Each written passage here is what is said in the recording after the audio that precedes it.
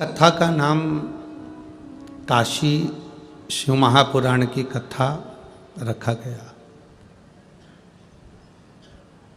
कई लोगों को संशय भी हुआ, कहा गुरुजी आप क्या काशी में जाकर शिव पुराण की कथा कर रहे हो? हमने कहा नहीं, इस कथा का नाम श्री काशी शिव महापुराण की कथा है।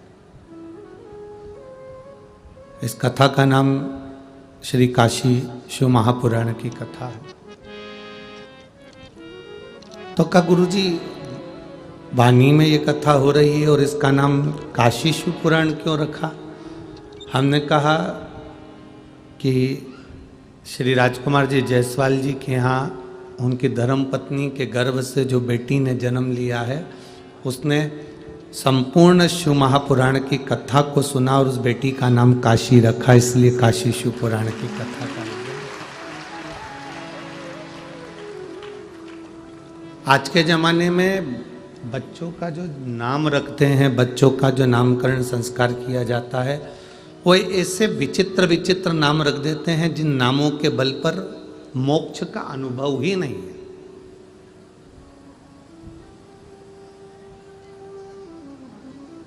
अब टिक्कू नाम से कोई टिका रहेगा कि जाएगा?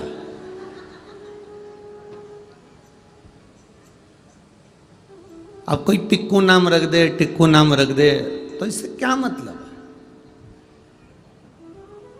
हमारे शास्त्रों में श्रीमद् भागवत में अजामिल की कथा आती है।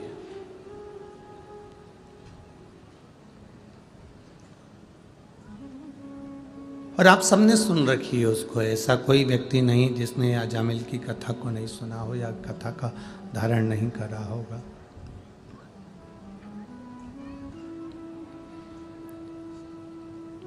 बहुत अच्छा ब्राह्मण था अजामिल, बहुत अच्छा।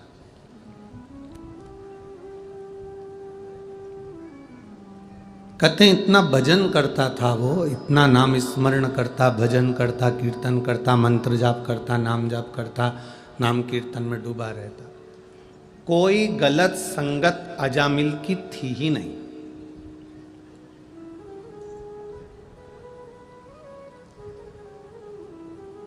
कुछ अच्छी कृपा होती है ना परमात्मा की, भगवान की जब बहुत बहुत कृपा हो, बहुत कृपा, तब समझना कि कोई अच्छे दरवाजे पर, अच्छी जगह पर अपन पहुंच गए। जैसे आप सब अगर आज शिव महापुराण की कथा में पहुंचे हो, तो तुम यहां से जाने के बाद कोई तुमसे पूछे कि तू तो अमरावती रहती है, तू नागपुर रहती है, तू यहाँ रहती है, कहाँ गई थी? तो कह देना हम तो कोयले की खदान में से हीरा ढूंढने गए थे।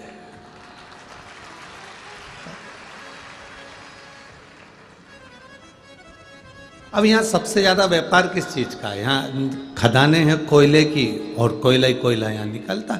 अब कोयले की खदान में ही हीरा मिलता है। बस हीरा को परखैया चाहिए कि वो परखदार हीरे को पहचान जाए कि ये हीरा है।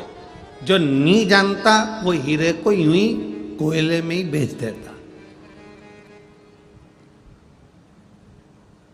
कोई कोई अगर उस खदान में जो रहता है, खदान खोदने वाला जो रहता है, खदान का मालिक जो रहता है, अगर वो परखैया है तो उसको समझ में आ जाता है कि इस कोयले की खदान में एक छोटा सा कंकर मिला है और वो कंकर साधारण नहीं है, कोहिनूर हीरा है। बस वो पहचान जाए। उसकी दृष्टि, उसके नेत्र, उसकी आंखें अगर वो हीरे को पहचान जाए तो समझ लो कि वो कोई परखैया अच्छा है, जिसने इसको परख कर लिया है, जिसने इसको परखा है, जो इसको परख चुका है।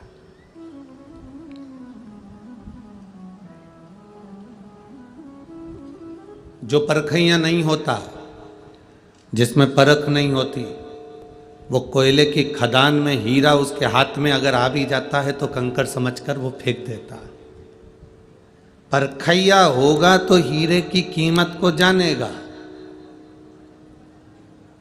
वाणी में इतने सारे भक्त रहते हैं, यवतमाल जिले में इतने सारे लोग रहते हैं, सबकी सब शिव महापुराण के परखदार नहीं होंगे, हीरे को परखने वाले यहां बैठे हुए हैं जो हीरे को परखते हैं कि शिव पुराण है क्या।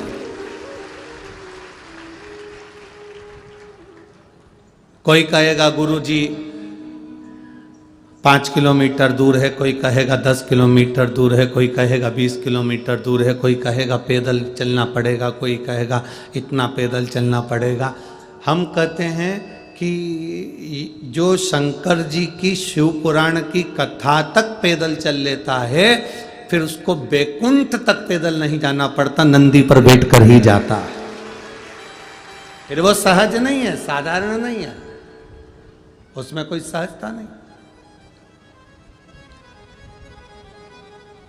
और तेरी कृपा बिना न हिले एक भी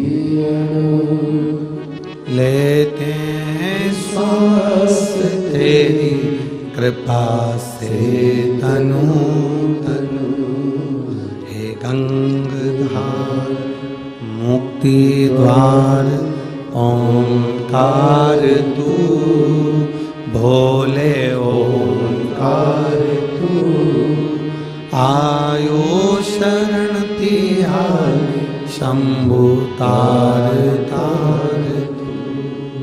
बखान क्या करूं मैं राखों के ढेर का, चपटी भभूत में खजाना कुबेर का। हे गंगाधार मुक्ति द्वार ओंकार तू, भोले ओंकार तू। आयो शरण तिहारी शंभु तार तार तू। अगर आप बैठे हैं भगवान शिव की पवित्र कथा का लाभ लेने के लिए, भगवान शंकर की कथा को अपने जीवन में उतारने के लिए, परखदार है, परखैया आया। हीरे की खदान में से कंकर बहुत निकलेंगे, उसमें से हीरे को परखना, हीरे को जानना है क्या ये हीरा श्रेष्ठ है, ये हमारे काम का है, क्या ये हीरा श्रेष्ठ है, क्या ये हमारे काम का है, उसको परखना पड़ेगा।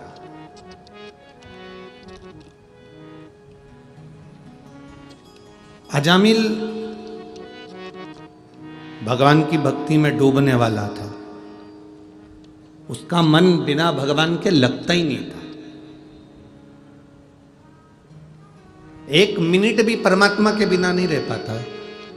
कई लोग आस्था चैनल पर कथा सुन रहे हैं,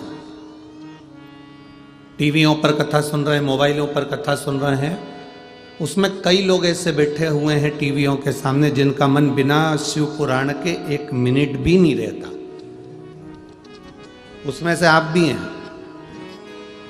आप कोई अलग से नहीं है, आप भी उसी में ही हो।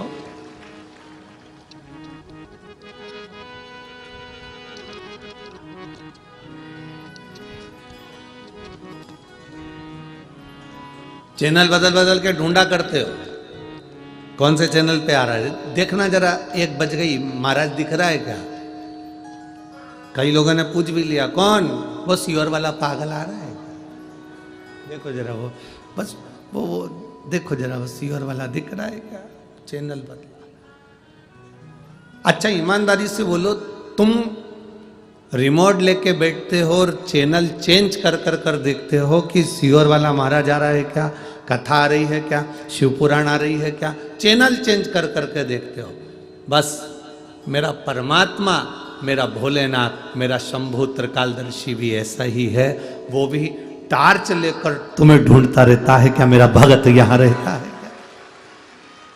वो भी ढूंढ रहा है, तुम भी ढूंढ रहे हो।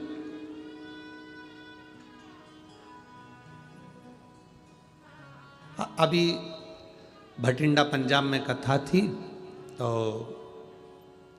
वहाँ पर हमने कथा में वर्णन किया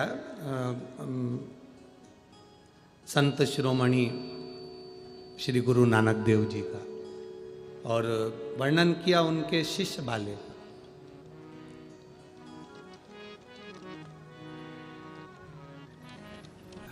बाले ने गुरु नानक देव जी से कहा, जैसे हम ईश्वर को खोजते हैं, क्या ईश्वर हमें खोजता है?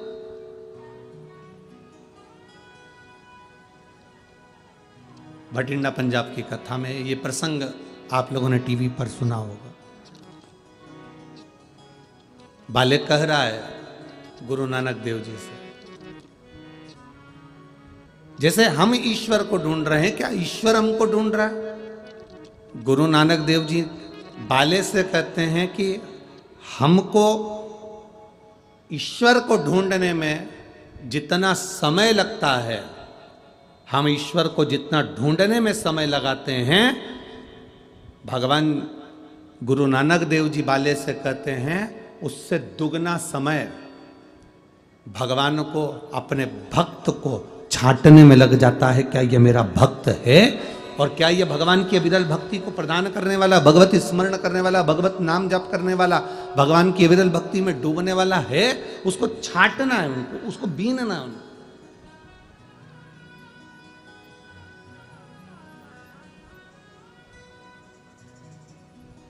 अब आजकल की बहुओं को तो सब सामान जो है ना बड़ा सरलता में मिलने लगा।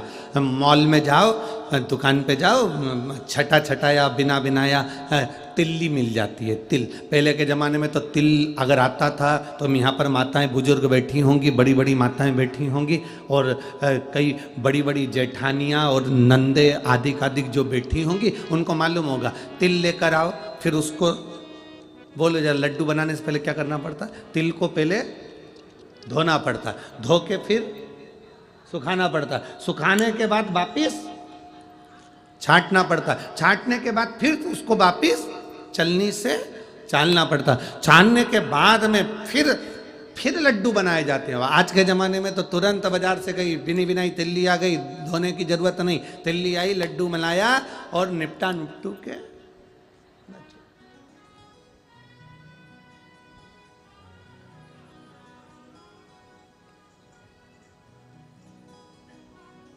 कितनी जल्दी।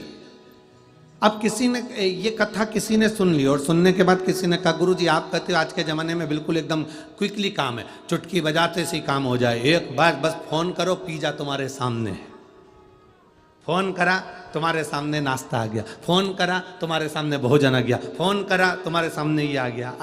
अब जैसे व्यक्ति तुरंत कोई ना कोई चीज़ को प्राप्त कर लेता है, तो क्या व्यक्ति के कर्म का दंड, पाप और पुण्य का फल भी जल्दी मिलने लगा क्या संसार सागर में, कलयुग में? हमने कहा बिल्कुल। पहले के समय में भगवान के पास में भी एक मोटी मोटी फाइल होती थी, फिर उसमें देखते थे लीलाबाई ने क्या क्या करा, कमलाबाई ने क्या क्या करा, भैरू सिंह ने क्या क्या करा, जगदम्बा ने क्या क्या करा, उसमें देखा जाता था। अब भगवान भी लैपटॉप रखने लगे, अब भगवान के पास में भी लैपटॉप है। भगवान बस तुमने अच्छा कर्म करा, तुमने भूखे को भोजन कराया, प्यासे को पानी पिलाया, तुमने किसी के लिए अच्छा करा, किसी को दवाई की जरूरत है और तुमने उसके लिए 2 रुपए की दवाई निकालकर उसको दवा दे दी, आपने किसी गिरते हुए व्यक्ति को संभाल लिया, किसी भूखे को भोजन करा दिया, प्यासे को पानी पिला दिया, किसी का साथ आपने दे दिया, तो निश्चित है भगवान के पास एक लैपटॉप रखा हुआ है, वो क्लिक करता है और तुम्हारे पुण्य तुम्हारे सामने आकर खड़े हो जाते हैं, तुम्हारा किया गया।